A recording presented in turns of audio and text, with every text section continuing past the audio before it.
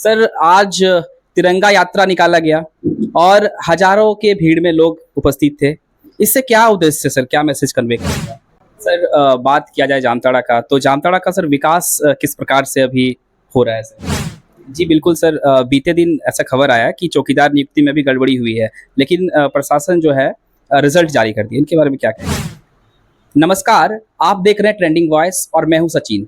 आज हमारे साथ उपस्थित हैं भाजपा के वरिष्ठ नेता श्री वीरेंद्र मंडल जी। सर आपका बहुत बहुत स्वागत है हमारे चैनल में। चलिए, धन्यवाद। सर आज तिरंगा यात्रा निकाला गया और हजारों के भीड़ में लोग उपस्थित थे। इससे क्या उद्देश्य है सर? क्या मैसेज कन्वे करेंगे आप? देखिए, आप सभी जानते हैं कि जम्मू कश्मीर के पहलगांव में हमारे देश के जो पर्यटक थे, उन पर्यटकों को पाकिस्तान के जो आतंकवादी थे, उन लोगों ने निर्मम तरीके से क्रूरता से हत्या कर दिया, जिनके प्रतिशोध में अपने देश के यशस्वी प्रधानमंत्री आदरणीय नरेंद्र भाई मोदी जी ने ऑपरेशन सिंदूर चलाया। और इस ऑपरेशन सिंदूर के माध्यम से अपने देश के सैनिकों ने पाकिस्तान में घुसकर जो पाकिस्तान के आतंकी संगठन थे, उनके सभी बंकरों को ध्वस्त किया। और इतना ही नहीं, पाकिस्तानी सेना ने जो वैसे आतंकवादियों को संरक्षण देने का काम किया, उनको भी सबक सिखाने का काम किया हमारे सैनिकों ने।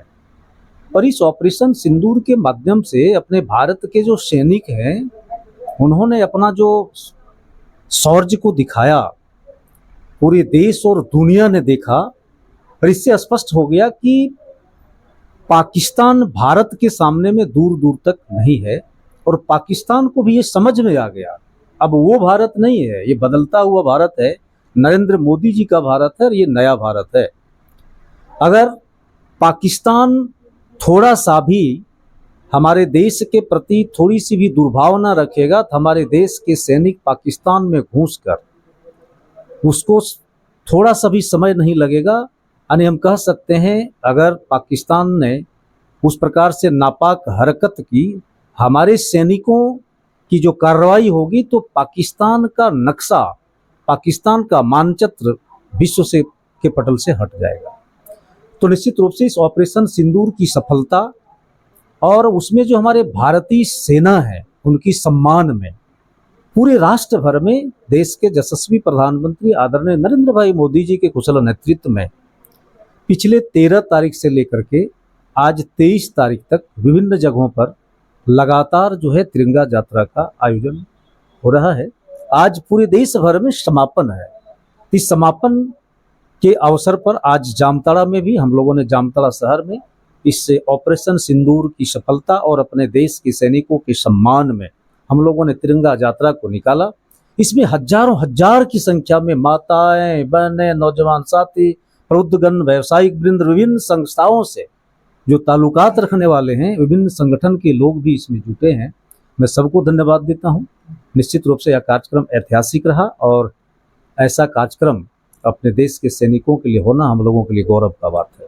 सर बात किया जाए जामताड़ा का, तो जामताड़ा का सर विकास किस प्रकार से अभी हो रहा है सर? देखिए जी, अब इस देश में जब भाजपा की सरकार थी, रघुवर जी का सरकार था, तो विकास की गंगा बह रही थी। लेकिन वर्तमान समय में सिर्फ लूट खसोट की सरकार है। इस सरकार से विकास की आशा आप नहीं कर सकते। कहीं भी विकास नहीं हो रहा, सिर्फ भ्रष्टाचारी है। पत्थरों का उत्खनन हो रहा है, बालू का तस्करी हो रहा है। यहाँ जो है सो शराब घोटाला, पत्थर घोटाला, कोयला घोटाला, बालू घोटाला, घोटाला ही घोटाला है। युवा परेशान है सर, उसके बारे में क्या कहेंगे? सीजीएल का परीक्षा हो या जेपीएससी का सर? देखिए, मैं तो यही बोलूँगा कि हम लोगों ने सिर्फ योजनाओं में घोटाला देखा था, किसी वस्तुओं का घोटाला देखा था, तस्करी देखा था।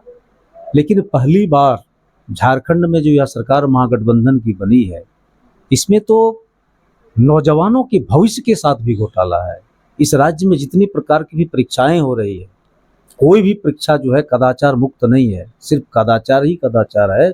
मैं आपको बता रहा हूं कि सबसे छोटे स्तर का नियुक्ति चौकीदार नियुक्ति होती है।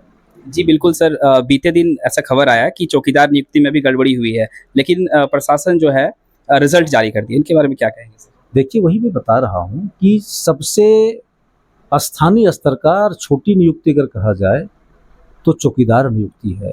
इस चौकीदार की जो है नियुक्ति प्रक्रिया जो है, इन्होंने जो विज्ञापन निकाला 1/2025, उसमें उसका जो मानदंड है, पूरे मानदंड के बियॉन्ड इन लोगों ने कार्य किया है और इसमें भी पूरा कदाचार किया है लोगों ने। लिखित परीक्षा में भी कदाचार हुई है और जितने भी सरकार का जो एक मार्गदर्शन था, सरकार ने जो अधिसूचना जारी किया था, उसके तहत जो है जितनी प्रकार की जो नियमों का अनुपालन करने बोला था, सभी नियमों का अनदेखी किया है जिला प्रशासन ने। और लगातार यहाँ के जो है नौजवानों के माध्यम से, अभ्यर्थियों के माध्यम से, समाज सेवियों के माध्यम से, यहाँ तक तो मैं तो पूरे मुखर होकर के इस बिंदु को उठाया, लेकिन जिला प्रशासन कुछ भी जो है सो सुनने के लिए तैयार नहीं है। ये लोग अपने डफली बजा रहे हैं। यहाँ पर जो सरकार के द्वारा जो मार्गदर्शन दिया गया था, पूरे उसके विरुद्ध ये लोगों ने कार्य किया है। और हम तो ये बोलेंगे कि इस चौकीदार नियुक्ति की जो प्रक्रिया है, पूरी प्रक्रिया ही गलत है। इसलिए पूरी प्रक्रिया गलत है कि सरकार विभागीय जो अधिसूचना है, उस अधिसूचना में स्पष्ट रूप से ये प्रावधानित था कि चौकीदार नियुक्ति का जो समिति होगी, नियुक्ति समिति जो जिला में होगा, जो उपायुक्त की अध्यक्षता में होगा, और उपायुक्त के अध्यक्षता में जो टीम होगा, गवर्नमेंट के स्तर से ही पूरी क्रमांकित कर दी गई थी कि ये होगा। लेकिन उपायुक्त महोदया ने जो यहाँ जो जिला स्तर पर जो चौकीदार नियुक्ति की जो कमेटी बनाई, समिति बनाई, सरकार ने जो गाइडलाइन दिया था, वो पूरे जो है उस गाइडलाइन को अनदेखी कर दिया कि नया कमेटी इन्होंने बना दिया। तो भाई, जब सरकार ने कमेटी ही बना दी थी 5 सदस्यीय टीम, उसमें मात्र उपायुक्त को एक जो है SC ST संवर्ग के एक जो पदाधिकारी हैं, वो ऑनरेबल उपायुक्त को स्वतंत्रता था कि पूरे जिले भर में कहीं भी पदस्थापित होगा, कमेटी में वो किसी को रख सकता है। लेकिन ये पूरा कमेटी बदल दिया। कमेटी में आमंत्रित सदस्य का पद नहीं था, लेकिन 2 आमंत्रित सदस्य दे दिए चौकीदार कमेटी की नियुक्ति कमेटी में। उसमें सदस्य सचिव का पद नहीं था, सदस्य सचिव का पद दे दिया।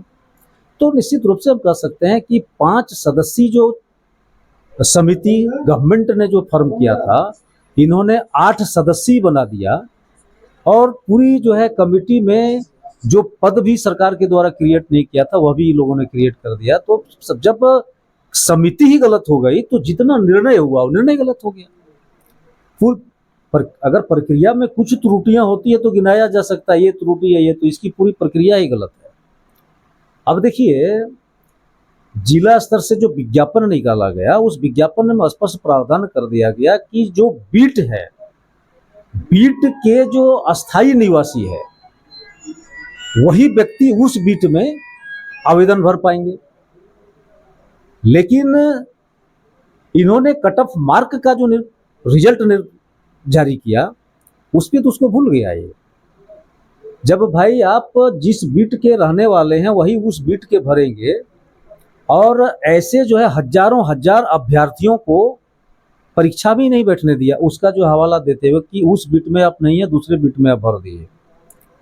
तो अभी रिजल्ट जो आप जारी किए हैं, तो दूसरे बीट का जो अभ्यर्थी है उस बीट में कैसे चला जाएगा, दूसरे बीट में? यानी रिजल्ट भी जो कट ऑफ मार्क का जो निर्धारण किए हैं, तो उसी बीट में जिस बीट के वह बीट आधारित करना चाहिए। आवेदन लिए बीट आधारित और नियुक्ति कर रहे हैं जिला आधारित, कट ऑफ मार्क का निर्धारण करें जिला आधारित, ये कहाँ का?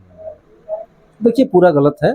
इस बिंदु पर जो है इस प्रक्रिया को लेकर के हाईकोर्ट में लोगों ने चुनौती दिया है, कई एक रिट दायर हुआ है, और हमें आशा है कि ऑनरेबल हाईकोर्ट के माध्यम से स्वतंत्र और निष्पक्ष रूप से जो है निर्णय होगा, और जिला के द्वारा जो गलतियां की है, या जो विज्ञापन 1/25 जो चौकीदार नियुक्ति के लिए निकाला, उसी को हमें लगता है सेटिसाइड कोर्ट करेगा और फिर नए सिरे से इसकी बहाली होगी। सर, जनता एक बार और आप पे फिर भरोसा जताए, आगे आपका विकास के लिए क्या रणनीति है सर? देखिए भाई, विकास जो है जनहित में, विकास ही तो मेरा पहला लक्ष्य है। आप देखिए, अर्बन क्षेत्र में, शहरी क्षेत्र के लोगों ने 2008 से लगातार हमको यहाँ पर चेयरपर्सन के रूप में, निकाय के चेयरमैन बनाया है। तो आप देखेंगे कि जामताड़ा शहर में 1.5 फीट और 2 फीट की भी ऐसी गली नहीं है जहाँ पीसीसी और नाली नहीं हुआ। कोई ऐसा पोल नहीं है जिसमें स्ट्रीट लाइट नहीं लगी।